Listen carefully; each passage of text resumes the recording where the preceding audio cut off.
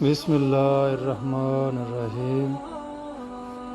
آپ نے فرمایا جب جنتی جنت میں اور دوزخی دوزخ میں داخل ہو جائیں گے، اللہ پاک فرمائے گا جس کے دل میں رائی کے دانے کے برابر بھی ایمان ہو اس کو بھی دوزخ سے نکال لو۔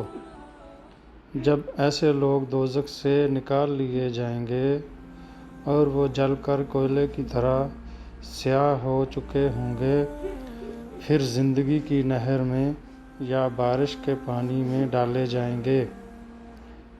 یہاں راوی کو شک ہو گیا ہے کہ اوپر کے راوی نے کون سا لفظ استعمال کیا۔ اس وقت وہ دانے کی طرح اگ آئیں گے جس طرح ندی کے کنارے دانے اگاتے ہیں۔ کیا تم نے نہیں دیکھا کہ دانہ زردی مائل بیچ در بیچ نکلتا ہے؟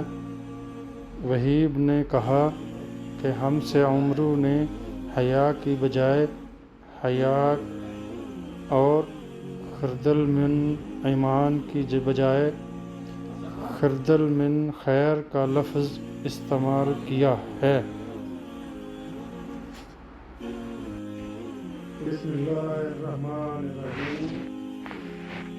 رسول اللہ صلی اللہ علیہ وسلم نے فرمایا کہ میں ایک وقت سو رہا تھا، میں نے خواب میں دیکھا کہ لوگ میرے سامنے پیش کیے جا رہے ہیں اور وہ کرتے پہنے ہوئے ہیں، کسی کا کرتا سینے تک ہے اور کسی کا اس سے نیچے ہے۔ پھر میرے سامنے عمر بن خطاب لائے گئے، ان کے بدن پر جو کرتا تھا اسے وہ گھسیٹ رہے تھے، یعنی ان کا کرتا زمین تک نیچے تھا۔ صحابہ رضی اللہ عنہ نے پوچھا کہ یا رسول اللہ، اس کی کیا تعبیر ہے؟ آپ نے فرمایا کہ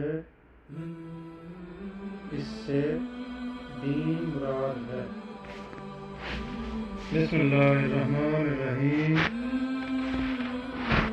ایک دفعہ رسول کریم صلی اللہ علیہ وسلم ایک انصاری شخص کے پاس سے گزرے، اس حال میں کہ وہ اپنے ایک بھائی سے کہہ رہے تھے کہ تم اتنی شرم کیوں کرتے ہو؟ آپ نے اس انصاری سے فرمایا کہ اس کو اس کے حال پر رہنے دو، کیونکہ حیا بھی ایمان ہی کا ایک حصہ ہے۔